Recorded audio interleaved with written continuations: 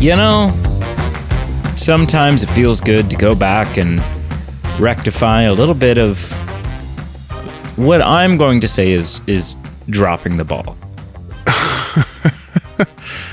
Dropping the ball, a missed opportunity. Yeah. Or just, I don't know. There's a few things you could call it, really. Sure. Laziness on our end. Wait, what? Are we talking about big picture or the podcast here? Well, I'm talking about the podcast. Oh, okay. Yeah. I'm talking about, like, you know. Me too. Going back and finding, you know, what are the new releases? What are the movies that people went woo about this year that we, you know, that we never even really acknowledged. You know, it's not just like we didn't review them. We do, you know, so we didn't even put out a statement saying like, hey, you know, we know that the Barbie movie is essentially its own religion now, but we don't have time, or, you know, like, it just, do you know what I mean? It feels like, you know, it's just good. It's good to be circling back and finding, and it almost like it's a little bittersweet because it kind of feels like no matter what we do, we're still, like, unless we did all 4 vote options, we're still not really scratching the itch. Yeah, I see what you mean. Like, 4 is not enough. Like, 4 is just scratching the surf. No, and then the fact that we're only doing 1 of the 4 is even less of the surface that we're scratching. It's just like, you know, who even... Like, the amount of surface being scratched by this episode is very limited. Well, absolutely. Is what you're saying. Absolutely. Yeah. Yeah, tip of the iceberg. Yeah. Hello and welcome. Welcome to the Movie Man podcast. I am Peter, and my iceberg friend is Brady, and we are here today for, like, it's not even just the best, or it's not even to say, hey, we're here to review the Mario movie per se, although that's what we're here to do. But yeah, like Brady alluded to, we're kind of doing a best of 2023 vote, or, you know, movies that we didn't get to that were new releases that were big and noteworthy for different reasons. And yeah, as always, we let people vote and tell us what to do. We love people telling us what to do. And Mario came out on top. Sure did. Yeah. Let's, as usual, go through the voting options. Okay. To which three massive films. 3 massive films, and then one that did well, but like, I don't think ever, like, didn't stand a chance, right? Was just kind of there out of pity for, and the necessity to have a third slot.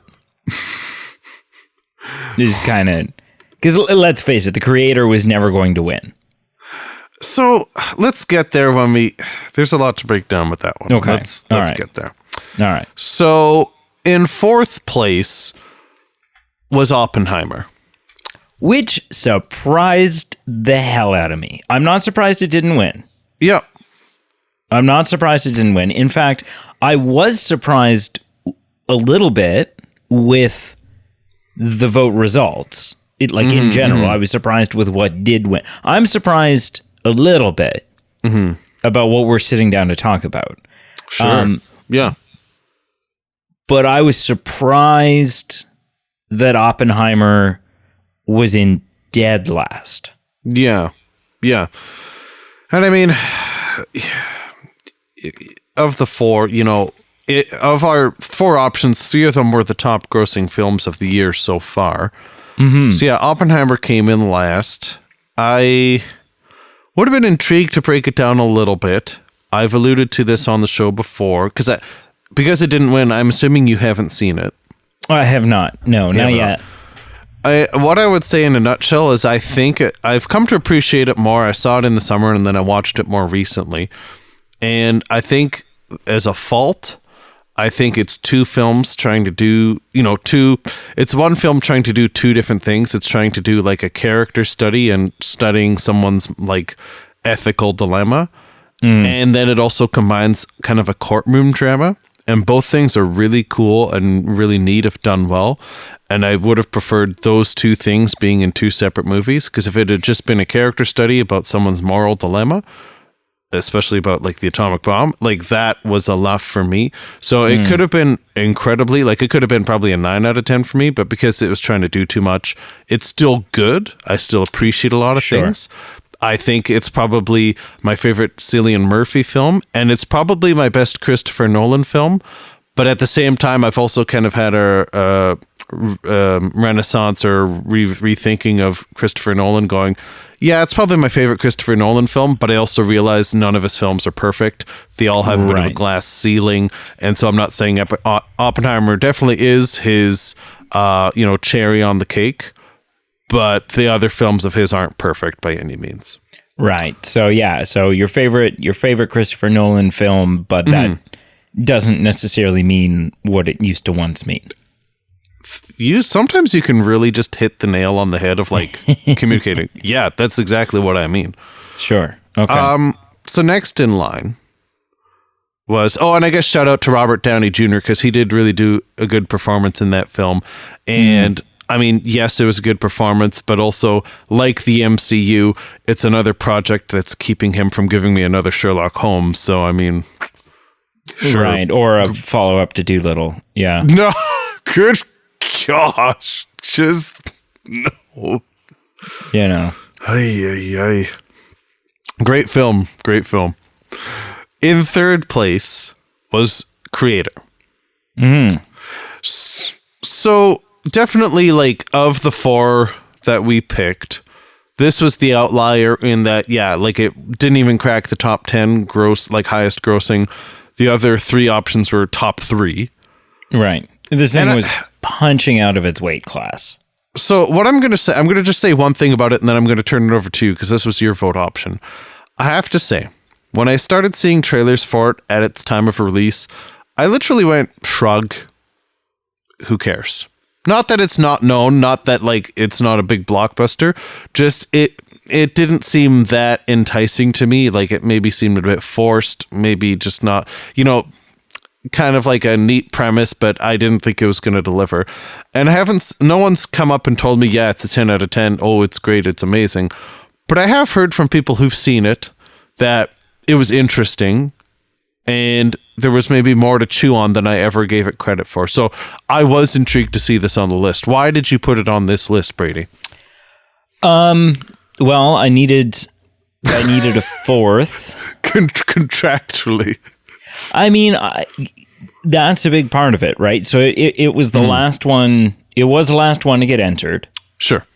And it was down between a couple, and I didn't feel strongly convicted about any of them. But I will say that this was like The Creator. I haven't seen it, but I want to. Okay. Yeah. And it's a film that on paper, the synopsis for it, I'm okay, great. Right. Sure. Just like another sci-fi, whether it's the, was it After Earth or whatever, like the Will Smith and Jaden Smith one? Is that what that was called? Do you know what I mean? Like, it just feels like in the last 10 years, like every year there's one or two trying to be the next Star Wars, but it's a sci-fi thing with a big cast that kind of just flies under the radar and nobody ends up seeing it, or they see it and they don't like it type of thing. That's what this seems like to me on paper. Oh, okay. Yeah. But when I watch the trailers, I go, there's something there. Right? Again, not that I think that this is, I'm going to watch it and go, this is an instant classic. I'm not going to start evangelizing about the movie The Creator. But I do think that maybe this, this is an interesting take, and it kind of feels like it touches on some of the same notes that AI touches on. Oh, right. like Steven Spielberg, right? Haley Joel Osment kind of, You know, Sure. like what does it mean to be human? And do you know, like kind of blurs that line a little bit. Yeah. And so that intrigues me. But that's, you know, that's really kind of it. Like, I'd thrown some other potential ideas around for what, and they were like, and they were interesting options in their own right, but I also knew that they were even bigger throwaway options based on the other films that were already in the category. Fast X wasn't going to win. No, well, I was never going to do Fast X until we start our Fast and the Furious series, which has been pushed back because now in January we're doing Paranormal Activity. So it's just like it just we weren't there. We weren't at that. You know, we weren't ready for that. But no, I mean, where we live geographically, sports gambling has become more legalized, and like the apps have blown up for it. It's become a whole industry. But I feel like the Movie Men podcast could get in on some of that action, and I feel like one of our first leverage like bets would be, what's more likely, Fast and Furious series review or Paranormal Activity? Because I feel like it's right hand in hand. I know what I would rather we do, Paranormal, but I also know what I think is more likely to do. Okay, so I think we're more likely to do Paranormal Activity because we've already sort of had discussions about it, and you've been a soft yes, a hard maybe. Right. Do you know what I mean? Like in the middle, but also kind of teetering to... I'm like maybe? dipping my toe in. I'm saying no, but I'm like, maybe. Right. But having said that, I think as far as like cultural relevance and you know, us being able to just like sit down and like really, you know, either have you be surprised by and or us just rip into a film. I think the Fast and the Furious franchise makes way more sense and is probably actually a franchise that, because here's my thought. Listen, either way, we need to find a franchise because we've just wrapped up or we're kind of at a standstill with Mission Impossible till the new one comes out. And we need a franchise that we can use, that we can adapt and use a scoring system for. Right? Like the categories. And I think Fast and Furious might be just, you know, maybe. I also just find it fascinating that it's 2023 and you're an individual who has not seen any of them, right? I've seen the first, just number one. Okay, you've seen the first one. Yeah. So, but still, that's all you've seen paints it as a really intriguing franchise for us to, you know, we'll talk, you know, but send us emails. I can't remember what I was saying. How do we get on this? But we were just talking about creator, and you know, we're talking about creator. Oh no, yeah. So I was just saying, like, you know, some of the other ones that I was, you know, maybe potentially looking at. Like, yeah, there was like, you know, Haunting in Venice was like maybe a potential, and I can't even remember now. There was a couple. There was like some weird, like the odd horror one, right? The Nun 2, The Pope's Exorcist, Pooh, Blood and Honey, which I still think we do need to circle back to at some point because we made such a big deal out of the fact that there was a Winnie the Pooh horror film coming. But they were all things about that. Yeah, but they were all things that, like, even though I knew that the creator wasn't going to win against the likes of Barbie and Super Mario Brothers and stuff like that, I knew that these other options were even more of a pointless throwaway. So I wanted to try to get as close to in the same weight class as I could. Yeah, that's fair. In second place, we did have Barbie. Have you seen? This is the big surprise to me. Have you seen? I have not. No, it's also on the. So I've got 3 or 4 movies that are on the constant. Oh, we're gonna watch a movie tonight. Is it going to be one of these four finally that I have sitting here waiting? Like, let's watch these. Right. But then also it's like, well, but we should probably watch a Christmas movie because it's that time. And those are Oppenheimer. Oh, okay. Yep. Barbie. Yep. The Creator. And Killers of the Flower Moon. Yes. Right. So I'm those surprised you want to watch that. Just because I know you're not the biggest Scorsese. Well, you know, it's advocate. just it's not cinema, is what. Yeah. I don't dislike Scorsese, and I don't dislike Leo. I think what's drawing me into it is that it looks like it's one of the I like historically. Even if it's just loosely historically accurate, I don't know. I would imagine because it's Scorsese, they've probably tried to go pretty accurate with it. But I like stuff like that. I like movies that are a good watch but a hard watch. And I get a lot of opportunities to work with alongside and build relationships with like First Nations people.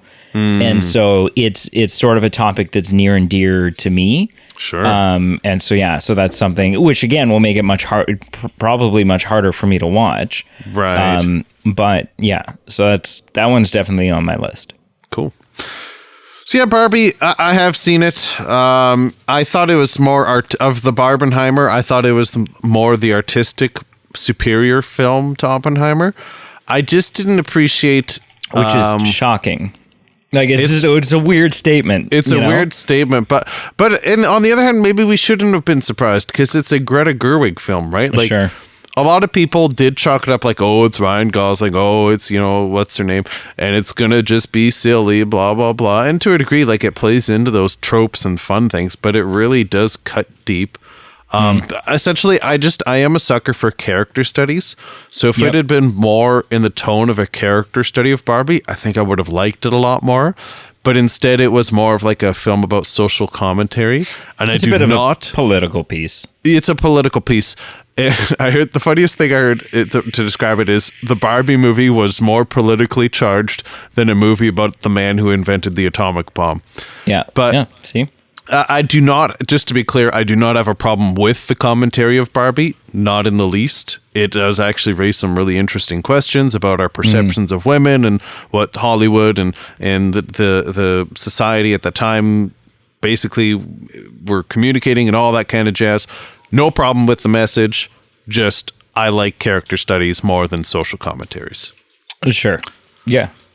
But the winner. I think I agree. Yeah, I like I'm not crazy about political. It's so funny. I like my movies to be character studies, right? Walk the line, stuff like that. And I like my music to be political. Yeah, it's weird, right? Interesting. And part of that is like I like punk rock and stuff like that. So I like when it's when a song's got something to say versus just being like some love ballad. But the winner was Mario. Yeah, the 1990s Bob Hopkins and whoever else that other guy was, Mario. Yeah. That's the one I was supposed to watch, right? No. Uh-oh. No.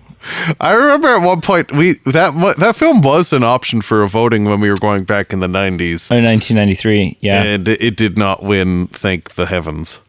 Yeah. I mean, yeah.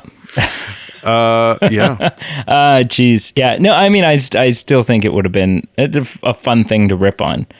Right. I think it'd be fun to do a comparison for sure. I'm not a big enough Mario Brothers fan that I'm not sure if I would ever watch that one to do the comparison. Well, but I think it'd be interesting. I don't think there's any correlation between the 1993 Super Mario Bros. Movie and being a fan of Super Mario Bros. Like it's It's not like, well, the true fans watch the 1993 one. Like it's pretty far detached Right. from anything Super Mario Bros. So Right. Yeah. All right. Well, let's kick this off, I guess. You want to do this? Let's do it. All right. So initial impressions. Okay.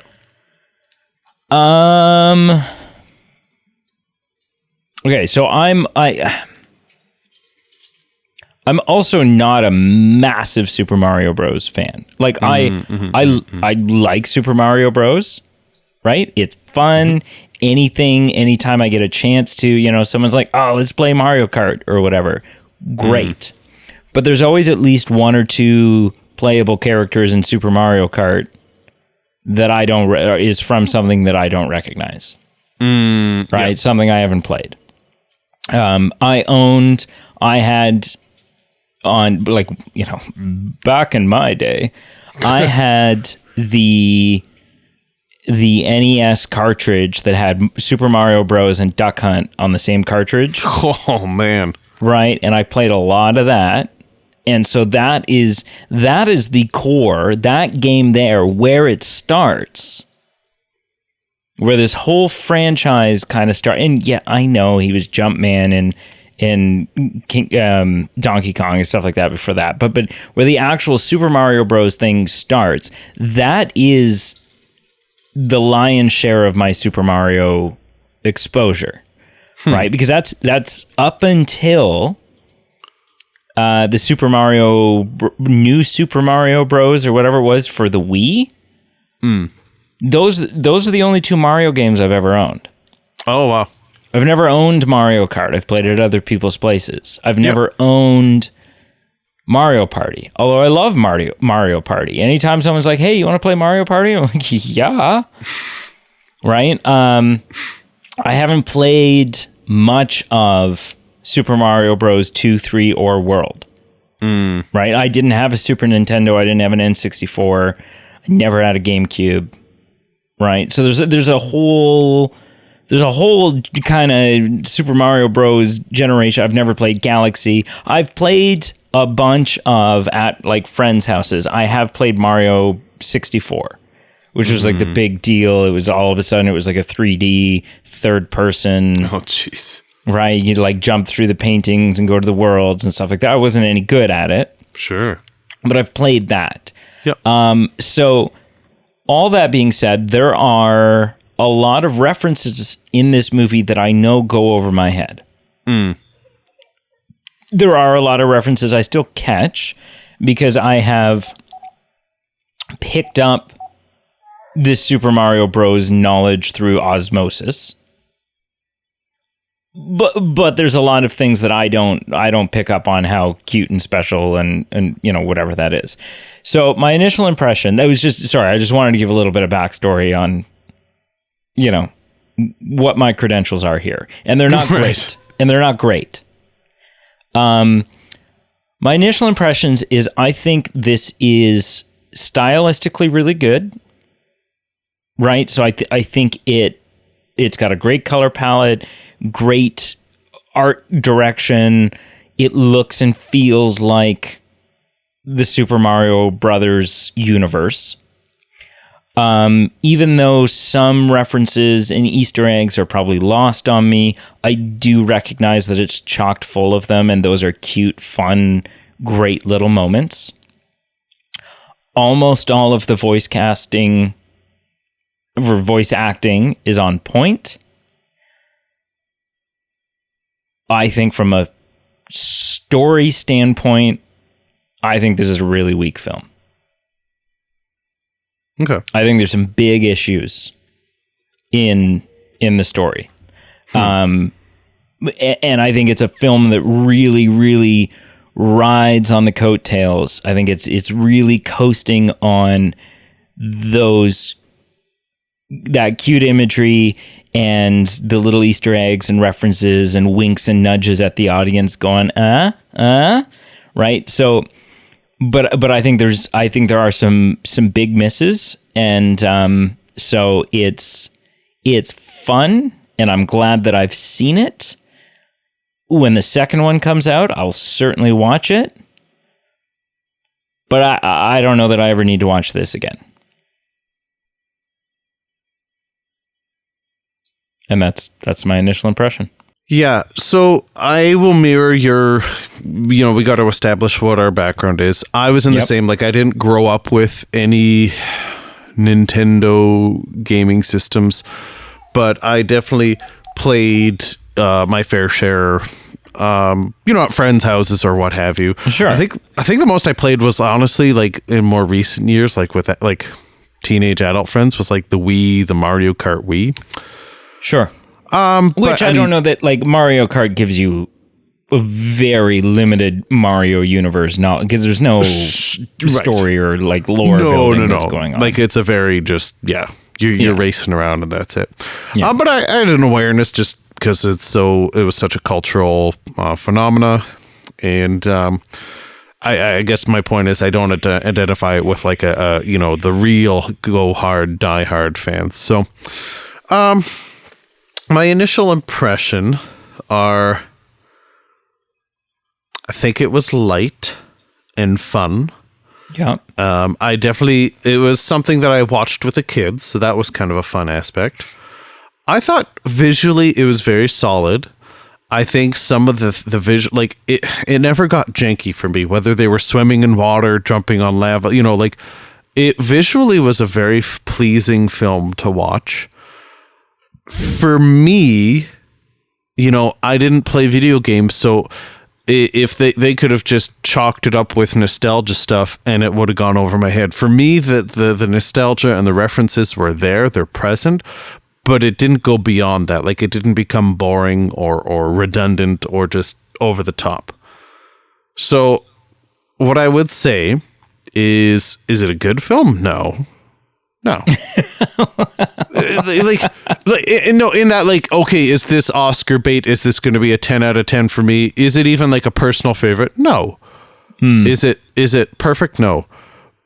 But it's exactly what I wanted to get out of it.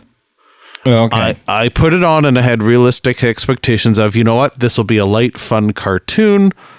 And that's exactly what it was for me. So as no Mario Brothers gamer, I'm also not the biggest animated film fan. Like we like Pixar, we like other things, but like I'm not a child, I thought, I don't mean that in a rude way, but you know what I mean? Like I'm not into anime or whatever, like insert blank. But it's exactly what I wanted it to be. It was cute. It was fun. Visually, the animations were cool. So honestly, my expectations were, realistic for what it should be. And I'm not going to line up to see the second one. Like, I think maybe that was my fill. Right. I don't, it's not the type of thing that's won me over going, I'm excited to see another one. I can't wait to see another one. I'm on the fence about seeing another one. For me, it would be a one and done. But I really got a kick out of it. I really did. Right. And it is amazing how lucrative this is.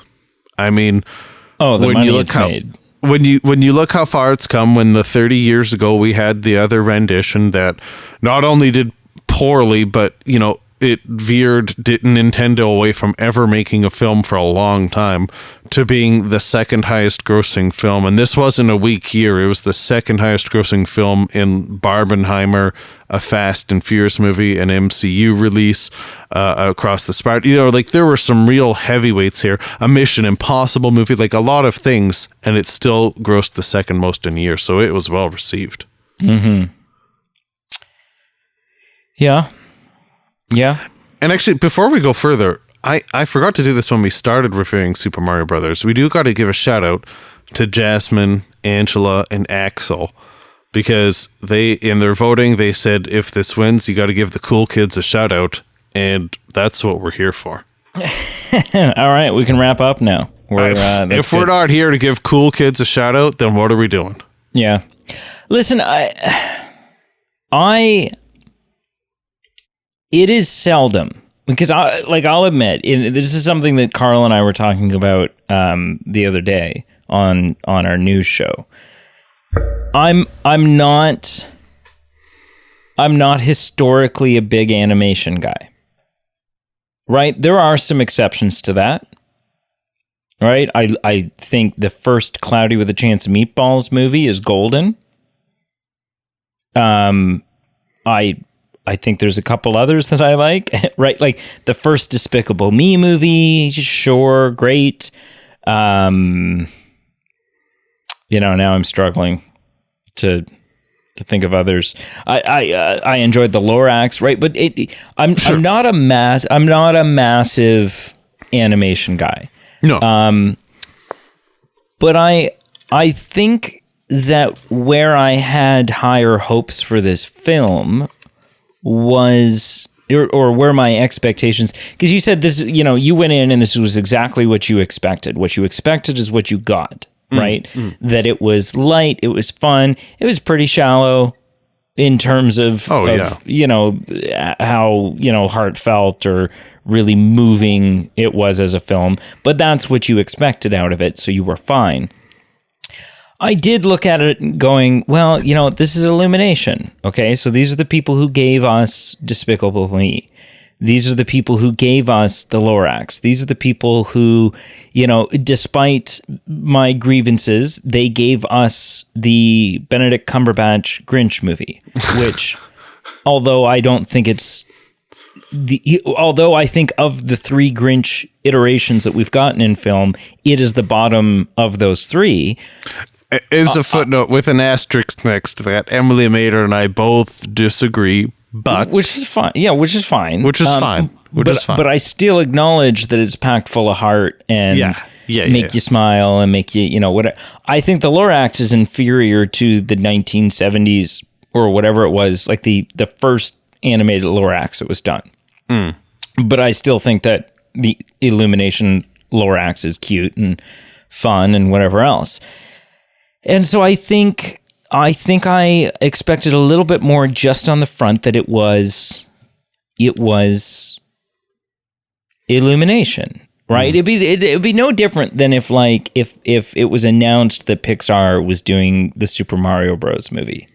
Right. You would expect something from it. You would expect more than just cutesy, fartsy, like whatever. You would expect, okay, this is going to, maybe it's going to ask some tough questions. Maybe it's going to, really move me by the end of it. My big issue with this film, let's get the uglies out of the way. Yeah. Is that this film has got some pretty great build-up, right? It's got a fun intro. Well, I guess the opening is Bowser showing up and them taking out the penguins and stuff like that. But then, once the title screen's over or whatever, and we get the, Mario and Luigi in their real world struggling with their plumbing business. Like, I loved all of that. I thought that was really great, especially when you have, and I'm going to entirely forget his name, but the cameo of, what is his name? The guy that voices Mario in the games. Oh gosh. Right? He shows up there at one point. He's in like the diner. Oh, okay. And says like "Mamma Mia" or whatever. And so, so I loved all that. I thought that was really great. It was cute. It was fun. It was on point. I think there's a fun build-up, right? I think that, there's this film takes you on a little bit of a journey and an adventure, and it you learn about this world that they're in, and then, you get to go to like the Donkey Kong stuff, and that was kind of cool. Although also seemed like a fairly large section for a movie that's not a Donkey Kong movie, but that's fine. And then, there's this big looming threat, which is Bowser and all of the Koopas.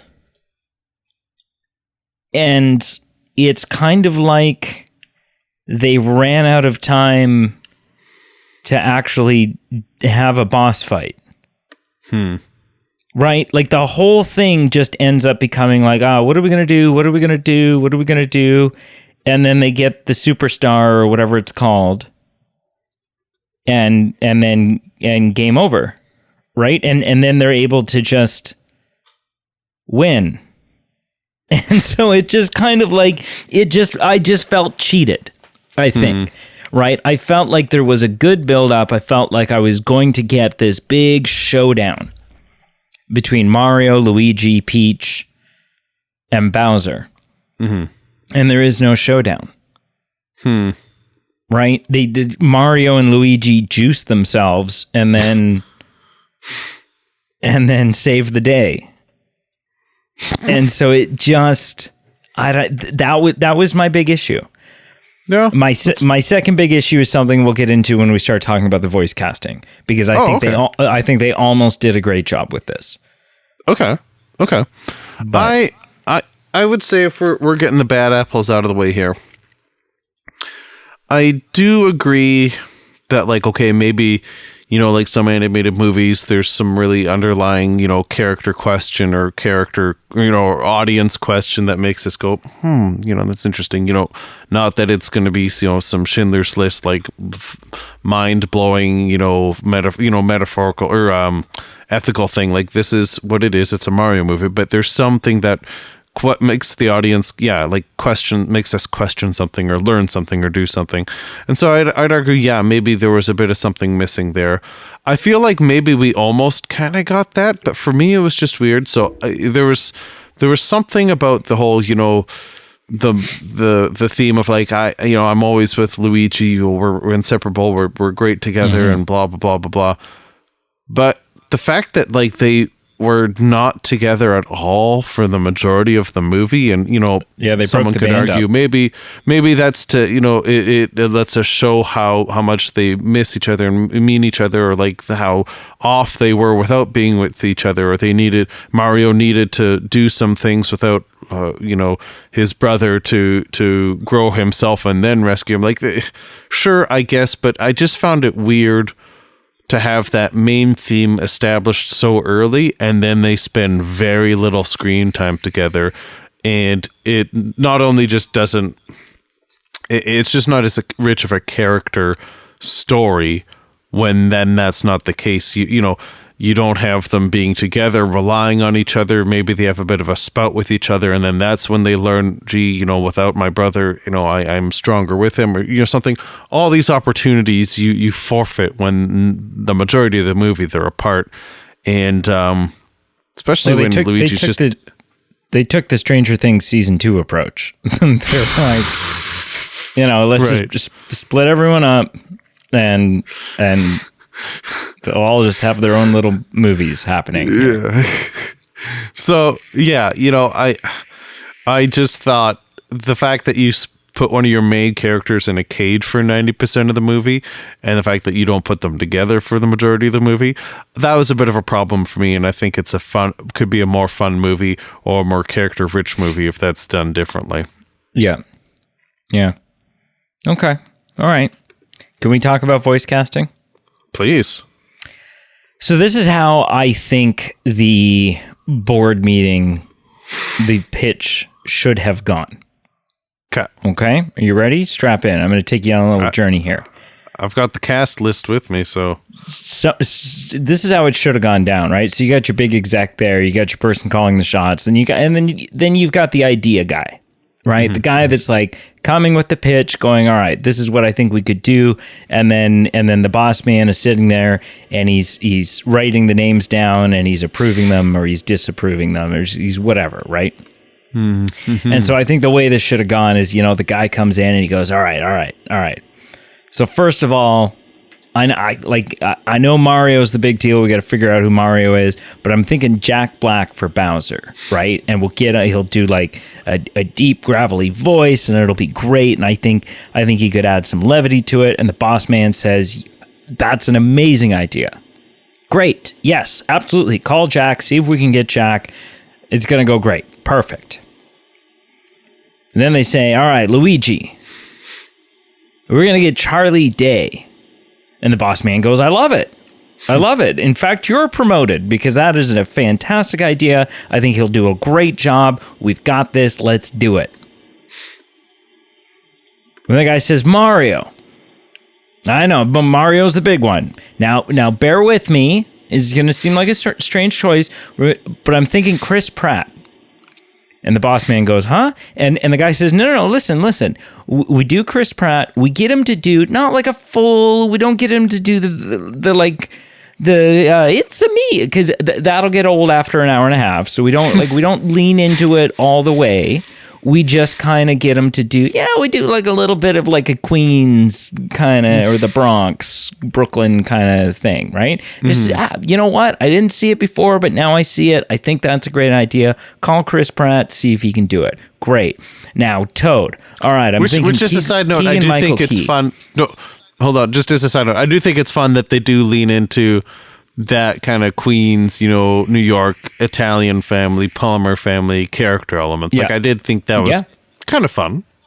Yep, absolutely. I agree. It was the right approach. And at no point during the film was I upset by the fact that it wasn't it's a me. That didn't bother me. And I would have gotten sick of it after an hour and a half. So it worked great. Yeah. Then they say Keegan-Michael Key will play Toad. He's going to do a high-pitched voice. I've heard him do it before on it's a recording of him in the shower, and he can do it, and it's going to be great. And I think I think Keegan-Michael Key's our Toad. And the guy goes, yeah, great. This is awesome. This whole thing's coming together. And it says, all right, now Peach. Now, Peach is a big deal. We got to get a name that's hot. We got to get a name that people recognize. We got to get a name that is talented and will be able to pull this off. So we're thinking Anya Taylor-Joy. And the guy goes, yes, we are going to make billions with this movie. This is fantastic. All right, now. And at the executive table, they're going, yeah, exactly. The leading actress from which, that is our Princess Peach. Exactly. Well, from other things too. I know. Shout out to Marshall and the Soho. Witch. Those are that's your children film right there. And same with the Witch. Got to shout out Marshall. Yeah, and then they say, you know what? We're thinking that we're also going to bring in a full we're going to bring in the Donkey Kong family here. So we'll need Cranky Kong. We get Fred Armisen. And the guy goes, oh, interesting. I wouldn't have considered like Saturday Night Live and stuff like that. Yeah. Let's get Fred Armisen. Okay. All right. Yeah. I mean, I assume that will probably work out great. I don't really have an opinion either way on that. So let's get Fred Armisen. That sounds great. Well, what about Diddy? Well, we're not actually going to really include Diddy. Diddy will just sit in the crowd and make some monkey noises at some point. And it's like, okay, you're losing me a little bit, but I'm here. All your other ideas have been great, so I'm 100% with you. What about Donkey Kong? Wow, I'm so glad you asked, because for Donkey Kong, I'm thinking we get Seth Rogen and we get him to just do the Seth Rogen voice. Get out, you're fired. You're fired, get out. The biggest blunder of this film, in my opinion, is Seth Rogen as Donkey Kong. Just doing Seth Rogen's voice. And I'm sorry, listen, I don't mean to throw shade at anyone here. I'm not a big Seth Rogen fan. Sure. Right? He's popped up in The Odd Thing where I thought, you know what, that fits you really well. I think he did a great job as Pumbaa. But I'm he's not one of the actors that I'm a big fan of. I don't find him particularly funny.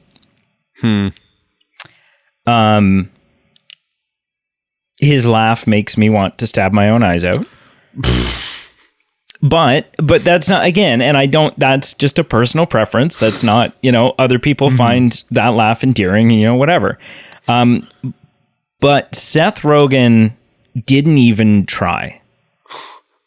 Everybody else in this film puts on a voice, gets into the role. Seth Rogen just did his voice. And this Carl can speak more to this too, because Carl really, really, really, really, really hated Seth Rogen in this role. Not just from how was he in this role, but how was he around the promotion of this movie. And there were events, there was like interviews and events and premieres and stuff that like the full cast showed up to, right? And like Jack Black could be in a full like a full Bowser costume.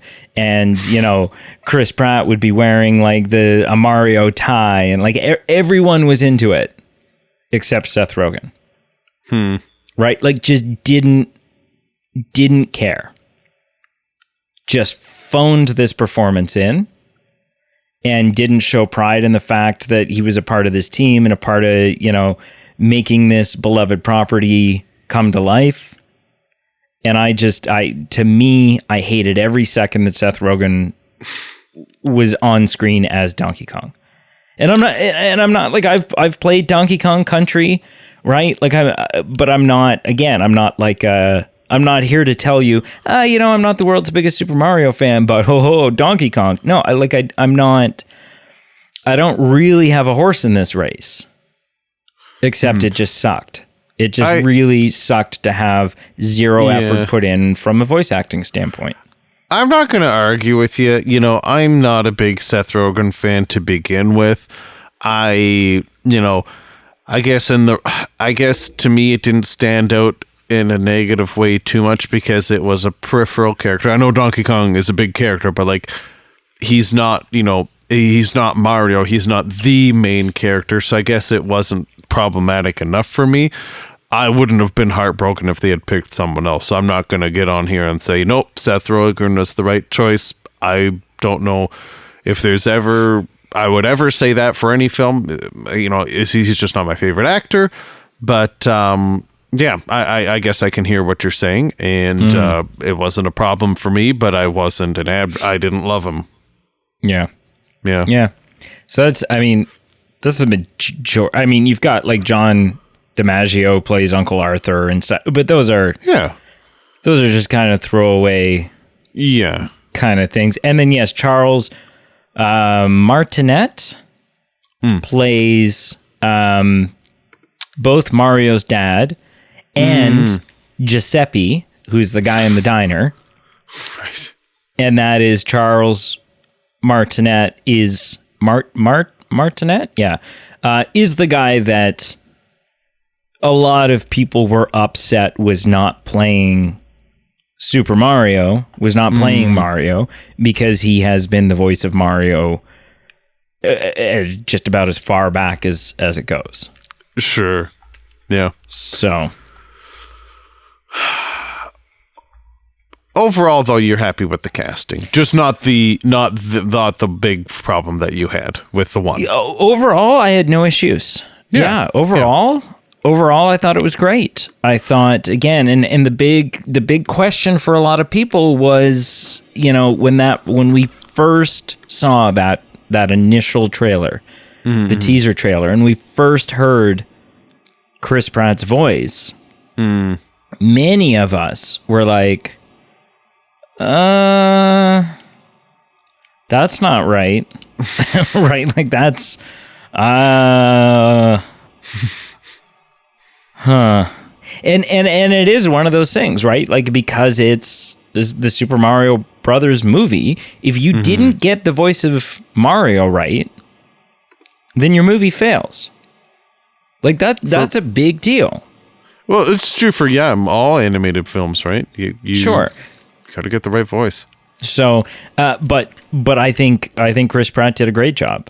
You know, and so that's just kind of my opinion. I'm sure there's some people who still, you know, didn't like it or whatever. But it's definitely an interesting example of just Chris Pratt, you know, in the 10-year arc that he's had. You know, 10 years ago, if you had said, hey, Chris Pratt, you know, an iconic movie star, emphasis on like the actual thing that means star when you reference a movie star, you know, you'd be like the Parks and Rec guy, like what? But, you know, he's come through, big character in the MCU. He's done some other projects. He's done commercial success like this. He's done more emotional roles. So, you know, is he the best actor? Well, he did the Lego movie. He did. Oh, right? That's true. He's done other animated films. That's in the Lego movie.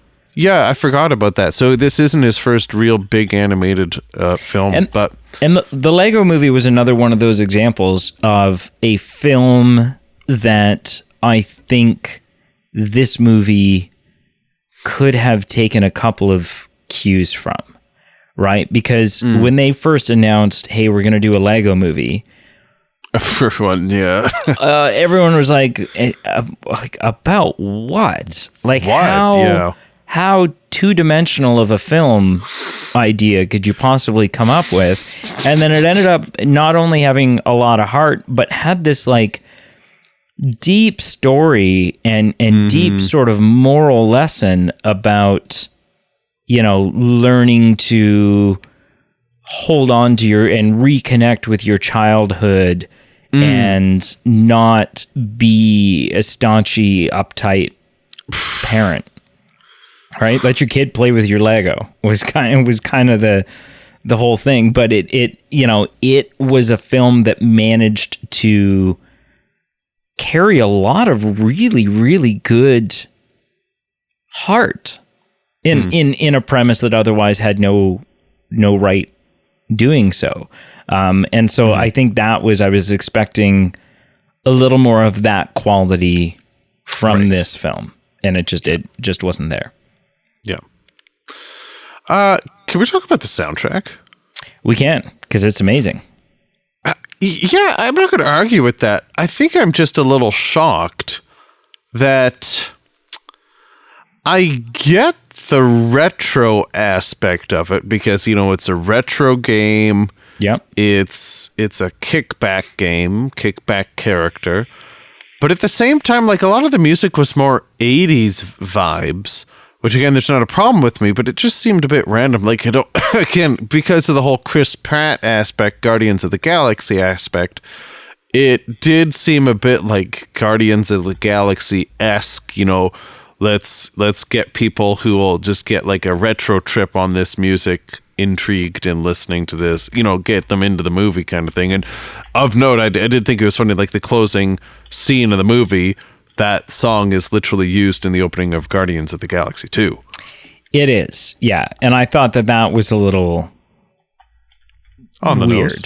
Yeah, just like a little odd that, that would be, what they went with. I think as far as the rest of it goes, though, I mean, Super Mario Bros. Came out in 1985. And so it is, and although once Mario goes through it's kind of weird because, the real world in this film is clearly not set in the 80s. But there's a lot of 80s. It's not set in the 80s, but it is. Right, because it is, the vehicles and stuff like that are more modern than the 80s, and the TVs and the tech and the whatever. So it's not the 80s. However, the gaming console that Mario has sitting in his bedroom is a NES with the cartridges sitting there. Right? So I think that they were leaning into, like, even though once Mario gets to the Mushroom Kingdom, it's all like it's influences from all areas of Mario. I think that they were leaning into the 80s nostalgia of it all, going like, this is a property from the 80s, right? This is, even the TV commercial that they release looks like it was filmed on old, tapes and like, so yeah, that didn't bother me. Like as far as the actual secular music went, but I think the actual orchestral or like the score for this film, all of the times that they've taken that, the iconic Mario music and sort of like interwove it together and, spiced it up a little bit because it's a film score and stuff like. I thought that was all incredible. I really enjoyed those moments. Yeah. No, I did. I didn't mind the music. I just was a little thrown off, and I thought it was a little weird, or a little surprising. But yeah, the moments with it were fun. It was well done, and surprising. But I'm a sucker for 80s music, so no overall problems. Mm-hmm. So it does definitely seem like a sequel is coming, right? Like we don't have an official announcement. No, but the film made $1.3 billion. Yep. So I don't know you if you make need. another I don't know. one. I don't know if you need a B after that A. Right. Right. So you make another one. And then also you have obviously the post-credit scene, which is in the sewers that they, first end up going through the portal into the Mushroom Kingdom, and obviously sitting there is an egg that hatches, and you don't see, but you hear Yoshi. And so obviously there's plans to make more, but you don't think you'd go, eh? You don't think you'd go see another one?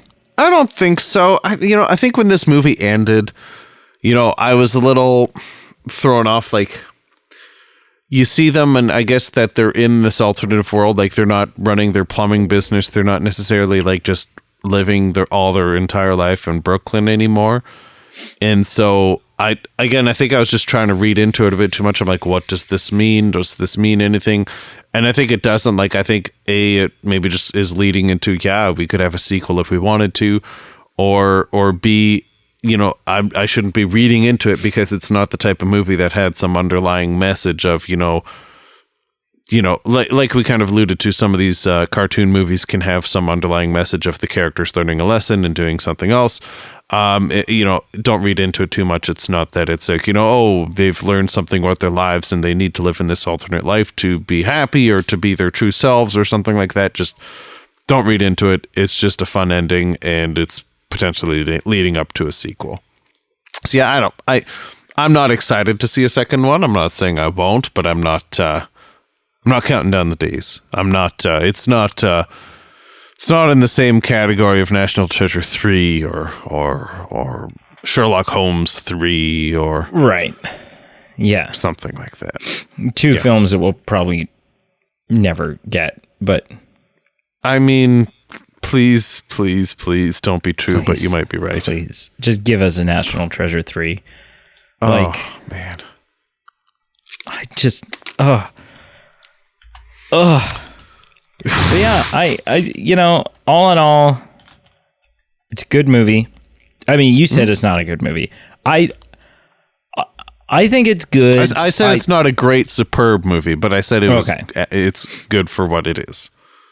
I think it probably, it made 1.3, so it definitely accomplished what it set out to accomplish. But I think despite my criticisms, I think it could have had a stronger third act for sure. But despite my criticisms, I think they did a really great job on touching on a lot of nostalgia for people, creating a movie that was fun for younger audiences that are more familiar with things like Super Mario Maker and whatever the newer Mario, like the games that kids are playing on Nintendo Switch and stuff like that. Whatever those kids are playing these days. Yeah, those young whippersnappers with their virtual headsets. Back in my day, I just put a Yeah. But also having a film that scratched an itch for older audiences, right? Audiences that maybe haven't played a Mario game in 20 years. There was still something here for them. And so I think that was I think that was fun. And yeah, there's so many places they could go with a sequel, right? Like they never touched on, but have now just set up the Yoshi thing, right? Like you don't see Yoshi at all. And that's a pretty big thing. There's like, correct me if I'm wrong, but I'm pretty sure we only see Peach, right? Like we don't see Daisy. We don't see any of the others. So there's so many other characters and places that they can go, and things that they can do. And yeah, and I'm sure, I'm 100% certain that they will. Right? Even if they just do a spin-off like Luigi's Haunted Mansion movie or something. Although it does already kind of feel like they sort of touched on that, kind of, right? Because like Luigi ends up in a mansion. Yeah. And it's like, oh, okay. Yeah. So, there was a couple of things that I was like, oh, you could really go somewhere with this in the future, but you also decided to already just cover it super briefly. Right. And like, it seems like it dispels the possibility of, deep diving into that later on. But yeah, I don't know. Maybe not. So yeah. Are you ready to score this, sir? Yeah, let's do it. All right. On a scale of 0 to 10, how would you rank Super Mario Bros? I gave it a 6. I'm feeling generous. It's a little over the halfway point. It's not high enough to be, good or great or superb, but it's definitely, I got a kick out of watching it with my family. I had a realistic expectations, and therefore I had a happy outcome. And, I'm not excited. I'm not biting to get a sequel, but there's worse films that have come out that have set up for a sequel. So, I'm not going to be upset or irate if a sequel comes out.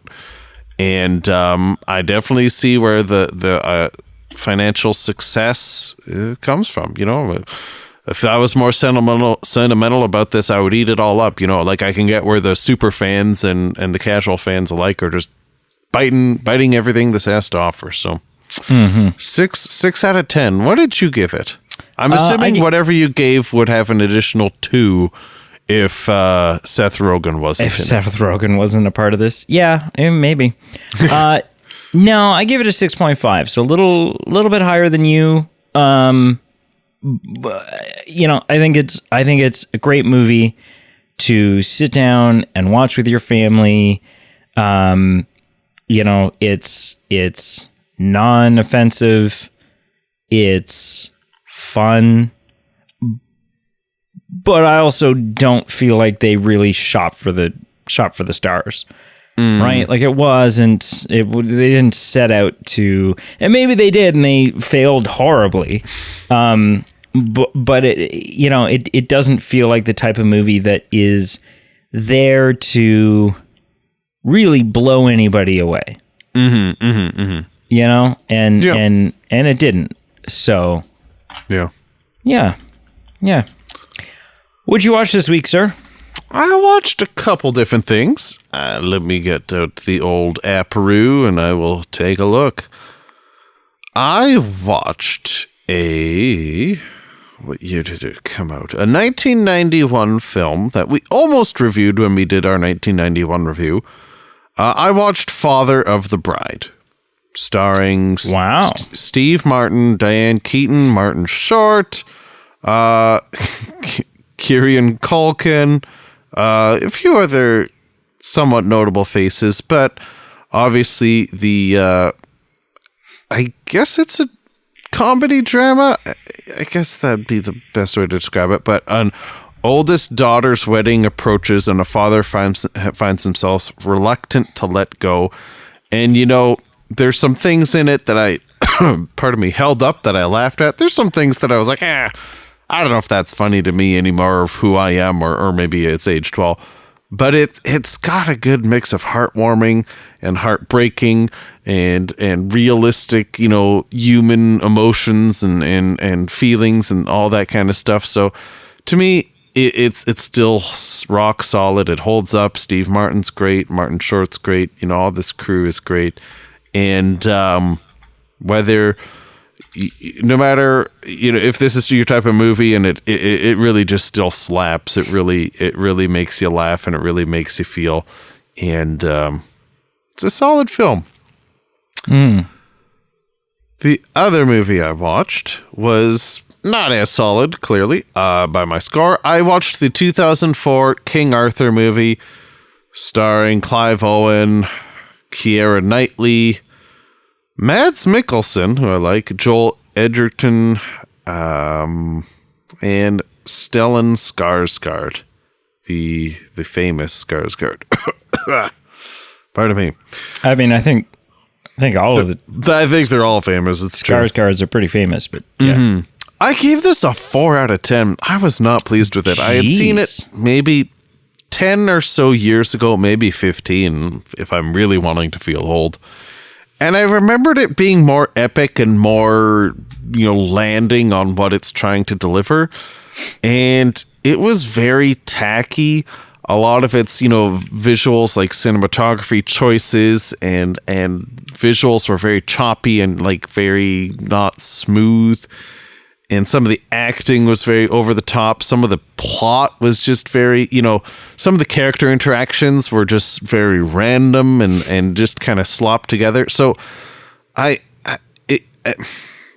mean, I don't need to say what it's about. It's about a different spin on the legend of King Arthur, maybe different than a lot of the tales. So it has, to me, I guess that'd be an opportunity to really stand out and be different. But it really just fell into that category of corny, mid-2000s, action-y, historically, quote-unquote, based or setting in historically based times.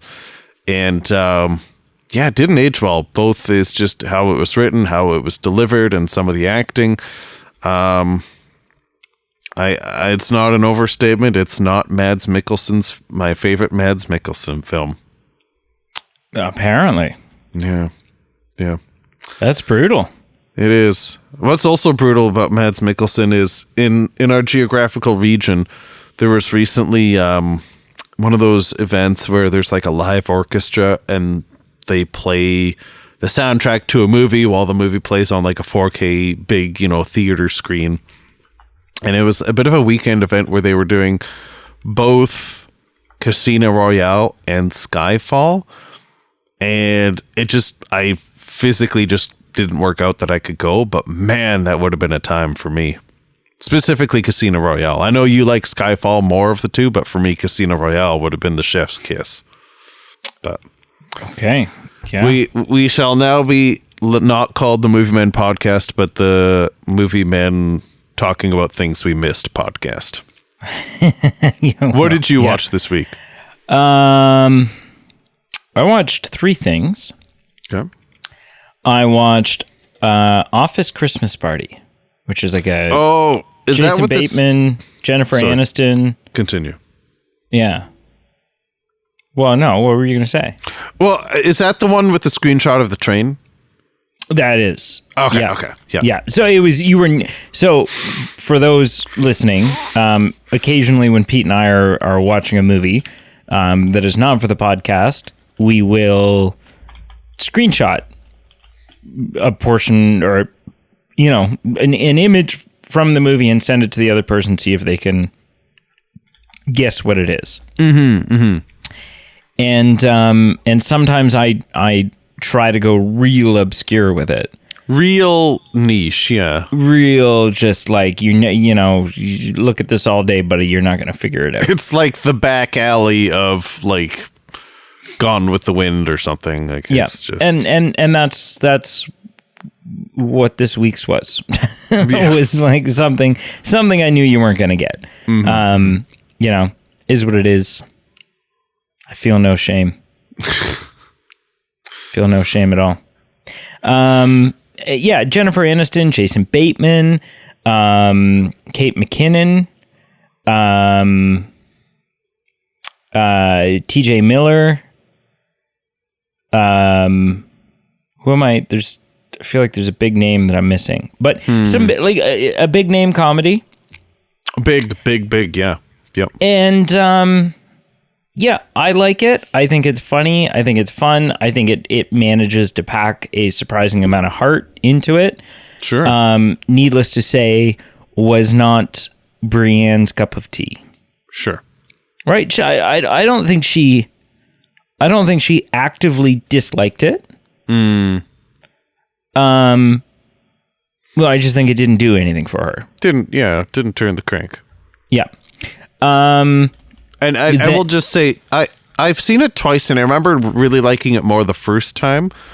I don't remember. I think I was just a bit more lukewarm on the second time. But there's one specific line, and I'm going to botch it because I haven't seen it.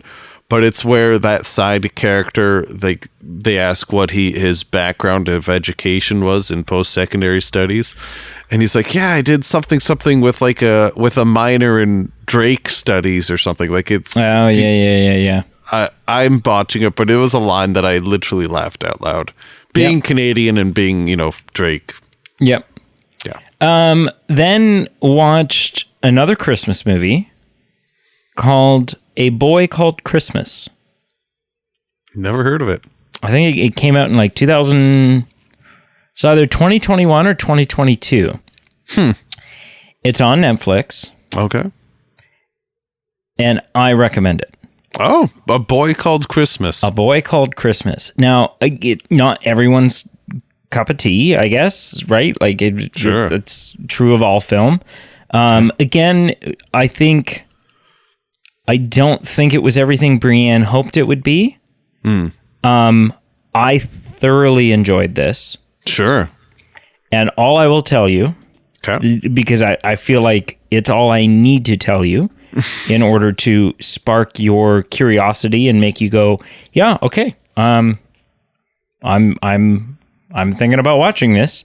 Is it's got Maggie Smith in it, like the Harry Potter Maggie Smith, like Professor McGonagall, Wendy from Hook, like Maggie Smith, like the lady from Downton Abbey Garden, Secret Garden, and all of the above, like the lady from Charlie's Angels. If you have a director's cut that I don't have, then quite possibly, yeah. But Maggie Smith's in it, and it is just it's a Christmas adventure. Okay. About the origins of Christmas, about the origins of Santa, and it is pretty fantasy.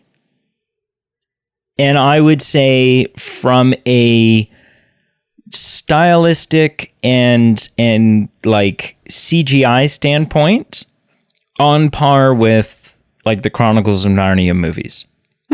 Has that kind of feel to it. Yeah. Kind of feels like you're living in that world a little bit. Sure. So, highly recommend. Highly recommend it. Yeah, I had a lot of fun with it. A Boy Called Christmas. A Boy Called Christmas. It's based off a book, like a children's book. So, which I didn't know until after I watched it. Right. Yeah, and then because otherwise I wouldn't have watched it. But no, it it's good though. It's really good. I really enjoyed it. And yeah, highly recommend. Cool. And then the third and final thing that I watched, and buckle up, because I'm currently driving in a car, so done. I don't. So you're buckled anyways, because safety first. Yeah. And I don't, like, historically, I don't always give.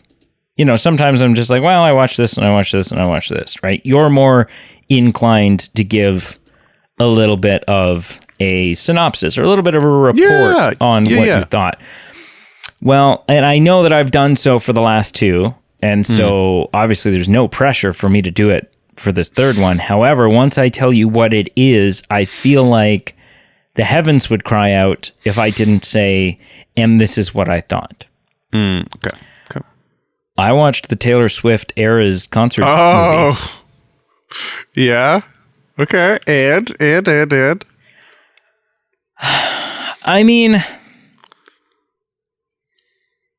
I think it was exciting.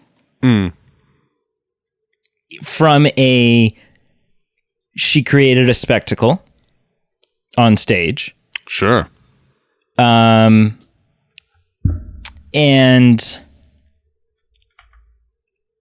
I can see that, it's got great production value. Sure. It really does, right? Like it's whoever has done the sound mixing and the cinematography on it and stuff like that. Like it's well done in that regard. Very well done. Sure. There are some choices that were made from a production standpoint that I don't think have anything to do with Taylor Swift that I question. Okay. One being, you're Taylor Swift in a massive stadium that is so sold out that there are people, how like you go to a big concert and it's in an arena and the stage is on the ground at the very far end, and then they have like, I don't know, like 15 or 20% of the stadium, those seats are blocked off because you can't see the stage, right? Yep. All of those seats are sold. And there's screens in behind the stage so that you can see what's going on the other side of the stage, right? Like it is sold out. and sold out of fans that are yelling and screaming every word to every song. But in the audio mixing, the audience themselves, except for a couple of like carefully planned moments, I guess, are all but mixed out. Right? You cannot hear the fact that there's 30,000 screaming fans who know all the words in that stadium. You mostly just hear her. And you hear her very clear. Like, again, the audio mixing on her is phenomenal. But it just seemed weird that the rest of the crowd was mixed out to the extent that they were. Right. I thought that was strange. And then also just like from a, it's a cool premise, this show, this tour, right? The fact that she is, it's every era of albums that she's ever done, and she's going through the costume changes and the song changes. She has a different colored microphone for each. Like it's really meant to feel like it's transporting you through time each time she comes back out on stage. But it does kind of feel a little bit like, when you see whether it's like a performance at the Oscars or a performance at like the Much Music Video Awards back in the day or whatever it was. And it's like a big, the big screen's in behind and part of the stage moves and this part of the stage lights up, and it's like it's this whole big, like more thought and effort and production at those performances of like one song maybe. More thought and effort is put into the way that it looks rather than the music itself. Right? Just in that, like, it no longer becomes about the song that's being sung. Not that they're putting any less effort into singing it well, but it's no longer about the music. It's no longer about the song. It's just kind of about, look at this well-oiled machine. Look at this crazy production. It kind of felt like that for a lot of it. Like, it kind of felt like she didn't... there wasn't a big effort to create intimacy with her crowd. Right, to kind of create that connection small with them, town hall feel, or know, and I've been to massive shows where they still managed to do that, and that was something that I thought was just a little lacking. And I'm gonna get crucified for my statements here. I understand that, but that was just that was me. That was me watching it, going like, oh, some of this feels a little weird. But also hats off because it looks great and it sounds great. I think ultimately I just would have liked to hear a little bit more of the crowd, right? Because that makes it feel big and special and whatever, and it just wasn't there. Yeah, it's actually a coincidence. We both watched the same thing this week. Oh, you watched it too? I watched the Buffalo Bills at the Kansas City Chiefs, and Taylor Swift was there. So essentially, we watched the same thing. So essentially, I was going to say, you watched the Eras concert, and you're not going to, like, you left that out of your, what is happening. So, yeah, that's what I watched. Nice. That's what I watched. Wrap it up, sir. Well, thank you so much for listening. We truly appreciate it, whether you're a repeat customer like Daphne. We gave a shout out earlier, but it would be not okay if we've missed our shout out to Daphne, whether you're a repeat customer like Daphne or any of our great Patreon supporters, or if you're new to the show because you were coming across and saying, I want a Mario podcast, and you came across and you found us. Thank you for joining us today. Thank you for listening. Like, follow, subscribe everywhere you can do so, and the links are below. If you've done it already, create some burner accounts and like, follow, subscribe with them. Check out our Patreon page, our merchandise page. It's ways for you to support the show, for us to give you some back scratching back your way. And until we return, whether it be with movie news, with our Christmas vote, with upcoming episodes, stay tuned. And it's a Peter. I'm